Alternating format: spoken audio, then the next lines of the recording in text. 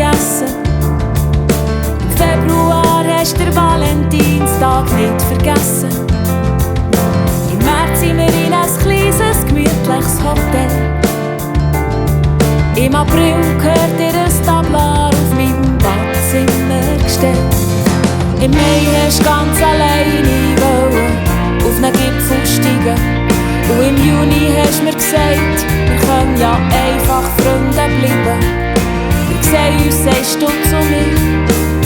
Ich sage zu dir, ja, wir sehen uns irgendwann, irgendwann, irgendwann, irgendwann, irgendwann im Rüebliherbscht.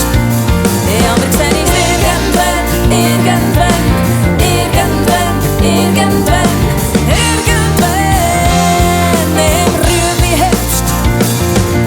Im Juli bist du plötzlich vor der Tür gestanden. Im August bin ich wieder bleiben hängen. Im September hast du mit mir